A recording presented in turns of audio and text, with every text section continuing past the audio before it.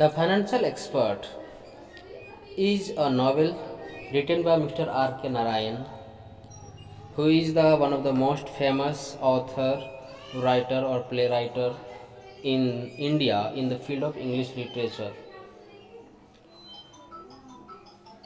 The Financial Expert has 5 parts, and each part has amazing story or amazing dialogues, significance with our hero Margaya. First part of the novel is portrait career as small-time moneylender doing his business under a banyan tree in front of Central Cooperative Bank, Malgudi. His meeting with Dr. Paul causes big change in the Margaya's life. यहाँ कह रहा है कि पहला part में मार्गया के बारे में बताया गया है, जो अपना एक छोटा सा बिजनेस चलाता है एक बनियान बरगद के पेड़ के नीचे, जो है सेंट्रल कोऑपरेटिव बैंक, जो उस पूरे मलगुड़ी क्षेत्र का एक बहुत ही बहुचर्चित भवन है, उसके सामने वो अपना एक कार्यशाला चलाता है, अपना एक कह सकते हैं कि ऑफिस लगाता है। Second part of the novels tells about the rise of Margaya in the field of finance after he gets a book on sexology written by Dr. Paul and publishes it with generous cooperation of Mr. Madan Lal, who is the owner of Garden Printery. दूसरे part में मार्गया के जीवन में वित्तीय उठाव देखा गया है, मतलब कि वह अमीर हो जाता है। क्यों? क्योंकि वह डॉक्टर पॉल की सहायता से, जो डॉक्टर पॉल ने एक बुक लिखा था बेड लाइफ के ऊपर या सेक्सोलॉजी के ऊपर में, उसको वो पब्लिश करवाता है मदन लाल की सहायता से। मदन लाल कौन है? मदन लाल प्रिंटिंग प्रेस के ओनर हैं, मालिक हैं, और ये दोनों मिलकर के इस बुक को पब्लिश करते हैं और ये बुक बहुत सफल रहता है। इस कारण से ये लोग के पास अच्छा खासा पैसा हो जाता है। The third part deals with Margaya's effort to get his son Balu passed in the matriculation examination, and after the failure, he scolds on Balu and Balu ran away to Madras. After a long time, he succeed in recovering his son. तीसरे part में मार्गया के effort को दिखाया गया है कि एक अमीर व्यक्ति होने के बाद भी, एक स्कूल के सेक्रेटरी बन जाने के बाद भी, ये व्यक्ति इस बात के लिए चिंतित होते हैं कि इनका बेटा, जो पढ़ने में बहुत ही कमज़ोर है, जिसका नाम बालू है, वह कैसे आगे चल कर के पास होगा। बहुत ही एफर्ट ये लगाते हैं कि मेरा बेटा मैट्रिकुलेशन यानी कि 10th के एग्ज़ाम में वो पास हो जाए, लेकिन वो ऐसा होता नहीं है, एग्ज़ाम में फेल कर जाता है। अब एक सेक्रेटरी का बेटा अगर फेल कर जाएगा तो कहीं ना कहीं मान सम्मान को ठेस पहुंचेगा। बालू के ऊपर वो बहुत चिल्लाता है, डांटता है, और इसके कारण से बालू मद्रास भाग जाता है और बहुत समय के बाद ही वह बालू को वापस घर लाने में सफल होता है। अब ये कैसे सफल होता है, ये कहानी है बीच की, जो यहाँ पे हम आपको नहीं बता सकते हैं। हाँ, जब हम आपको कैरेक्टर स्केच बताएंगे तो वहाँ पे एक एक करके डील करेंगे, वहाँ पे ये बातें क्लियर होंगी। इसके बाद ही हम आपको MCQ देने वाले हैं इस चैप्टर का, जो इस वीडियो के तुरंत बाद आएगा। The fourth part of the novel deals with Balu's marriage with Vrinda, and Margaya is at the peak of the finance and social glory. चौथे पार्ट में बालू की शादी करा दी जाती है। जब वो मद्रास से लौट करके आता है तो मार्गया इसके सुधरने के लेकर के और बहुत ही चिंतित रहता है। इस कारण से एक उपाय ढूंढ आता है कि मार्गया के बालू की शादी करा दिया जाए। तो मार्गया की शादी बालू से हो जाती, वृंदा से होता है, क्या बोल दें, बालू की जो शादी है वो वृंदा से होती है। वृंदा कौन है? तो वृंदा एक अमीर बाप की बेटी है, जो अपना एक चाय बागान है उनके पास। ठीक है। इसी वक्त मार्गया अपने जीवन में बहुत ही हाईएस्ट लेवल पे होता है, फाइनेंस डिपार्टमेंट में पैसा बहुत ज़्यादा होता है, समाज में अच्छा खासा एक ओहदा बन जाता है, बहुत ही अच्छा पहचान बन जाता है। And the last and fifth part deals about the Margaya's fall from the top of the glory after his bloody encounter with Dr. Paul. पांचवें पार्ट में दिखाया गया है डॉक्टर पॉल के अर्श से फर्श तक आने के सफ़र को, जब उसका झगड़ा डॉक्टर पॉल के साथ हो जाता है बालू के घर के ऊपर, घर में। और डॉक्टर पॉल रिवेंज लेता है, बदला लेता है, इस बात का र्यूमर फैला देता है समाज में कि मार्गया जो है बैंकक्रप्ट हो जाता है।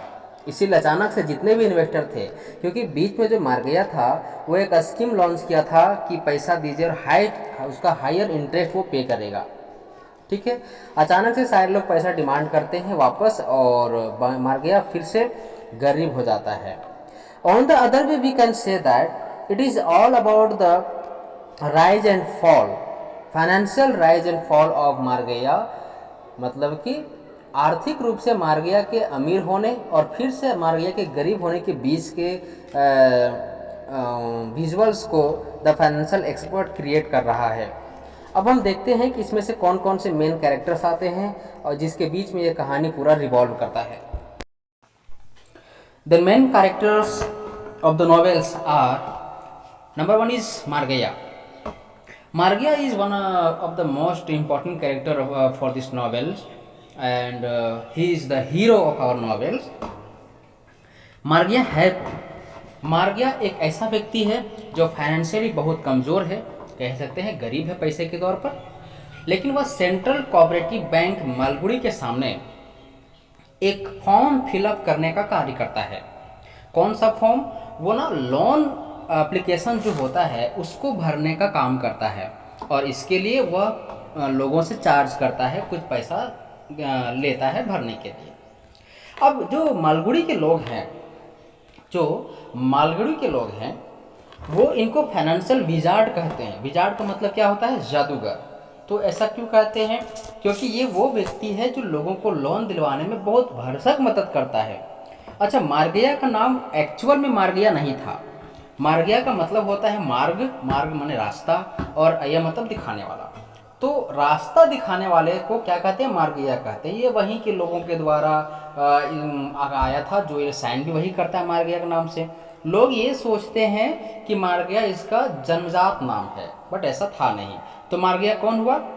सेंट्रल कोऑपरेटिव बैंक के सामने एक टेबल लगाने वाला जो फॉर्म फिलअप करने का काम करता है और उसके बदले में वो पैसा चार्ज करता है। Next one is Meenakshi. Meenakshi कौन है? मीनाक्षी मार्गया की पत्नी है जो अपने सारे desire, Margayya is a lady who is working for his husband,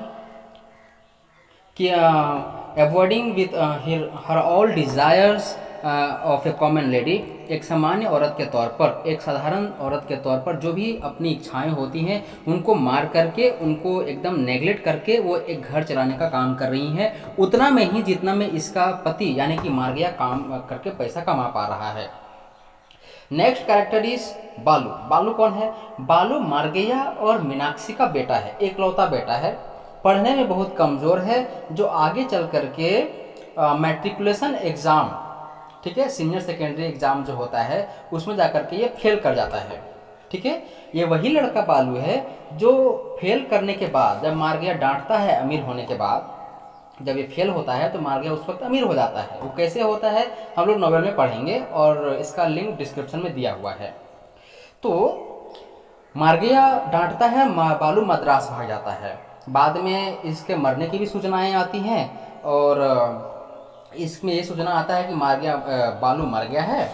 लेकिन फिर से मीनाक्षी जब रोने धोने लगती है, खाना खाना बंद कर देती है, अपसेट रहने लगती है, तो मार्गया ढूंढने जाता है और एक पुलिसमैन की सहायता से ये उसको ढूंढ के ले आता है, मतलब कि बालू जिंदा था। ठीक है, मेन कैरेक्टर में नेक्स्ट नंबर पे है हमारे वृंदा जी।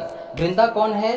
वृंदा जो है वो एक चाय बागान की बेटी है जो अमीर है, और बालू की शादी मार्गया से, वृंदा से हो जाती है। ठीक है, मतलब वृंदा बालू की पत्नी है। लेकिन एक नॉर्मल सी लड़की के लिए जो नए नवेली शादी से, नए नए पति से जो एक्सपेक्ट करती है, वो बालू नहीं कर पा रहा था, क्योंकि बालू डॉक्टर पॉल के संगत में आ गया था। लेट नाइट पार्टी करना, अदर लेडीज़ के साथ रिलेशनशिप रखना, ऐसी चीज़ में वो इन्वॉल्व हो चुका था। तो वृंदा कुल मिलाकर के खुश नहीं थी। अगले एक मेन कैरेक्टर हैं जिनका नाम है अरुण दास। ये कौन है अरुण दास? अरुण दास उस सेंट्रल कोऑपरेटिव बैंक का एक कह सकते हैं सिक्योरिटी पर्सन है, जो आ करके उसी बरगद के पेड़ के नीचे मार्गया को कहता है कि यार तुम यहाँ पे ना फॉर्म नहीं भर सकते, क्योंकि तुम्हारे भरने के कारण ये तुम हमारे फॉर्म को गलत तरीके से यूज़ कर रहे हो, इससे बैंक का रेपुटेशन खराब हो रहा है। बाद में सेक्रेटरी भी आके डांट देता है मार्गया को। तो मार्गया ये सोचता है कि इस अरुल दास की आज हिम्मत इतना इसीलिए हुआ क्योंकि हम गरीब हैं या मेरे पास पैसा नहीं है। वो सेक्रेटरी आज मेरे ऊपर इसलिए डांट रहा है, मेरे ऊपर इसलिए चिल्ला रहा है क्योंकि हम गरीब हैं, फाइनेंशियली वीक हैं। और तब यहाँ से मार्गया बहुत ही ज़्यादा बेइज्जती फील करता है, क्योंकि उनको ना गांव में जो लोग फॉर्म फिलअप करवाने आते थे तो ये तो इनको जादूगर मानता था लोग, और उन लोगों के सामने ही इसे डांट दिया गया। तो मार्गया बड़ी बुरा साइड या बुरा फील करता है। उसमें अरुल दास का एक बहुत बड़ा रोल होता है। Next character is Madan Lal. Madan Lal कौन है? एक प्रिंटिंग प्रेस का मालिक है। ठीक है, कौन है? प्रिंटिंग प्रेस का मालिक है। और ये प्रिंटिंग प्रेस चलाते हैं। जो सेक्सोलॉजी बुक था, जो बेड लाइफ का नाम का जो एक बुक था ना, वो बुक को पब्लिश करने में मार्गया की बहुत मदद करते हैं। और जब वो पब्लिश हुआ तो मार्गया अमीर हो जाता है, बहुत ज़्यादा पैसा कमाता है। अच्छा, सेक्सोलॉजी बुक को लिखने वाले व्यक्ति का नाम क्या था? तो वो था डॉक्टर पॉल। ठीक है, तो ये है कहानी डॉक्टर पॉल का, और ये पूरे जितने भी हमारे मेन कैरेक्टर्स हैं उनका। ठीक है, अब हम लोग इसके अगले वीडियो में बात करेंगे इसके MCQ के ऑब्जेक्टिव क्वेश्चंस का, क्योंकि इस बार आपके झारखंड एकेडमिक काउंसिल के द्वारा इस चैप्टर को फर्स्ट टर्म में डाल दिया गया है। लंबा चैप्टर है, थोड़ा सा पार्ट बाय पार्ट हम लोग इसको एक्सप्लेन करेंगे, MCQ करेंगे। ठीक है, तो 5 वीडियो आपको मिलेंगे इसके लिए, और उसके बीच में हम कहानियों को भी एक्सप्लेन करते चले जाएंगे ताकि वो आपको पूरा कहानी ही एलाबरेट हो जाए, हमें अलग से उसको पढ़ना ना पड़े। तो होप फुली आपको ये वीडियो जल्द ही मिल जाएगा, और मिलते हैं नेक्स्ट वीडियो में। तब तक के लिए इसको आप लोग इतना देख के रखिए, पढ़ लिख के रखिए, काम आएगा। मिलते हैं नेक्स्ट वीडियो में, तब तक के लिए नमस्कार।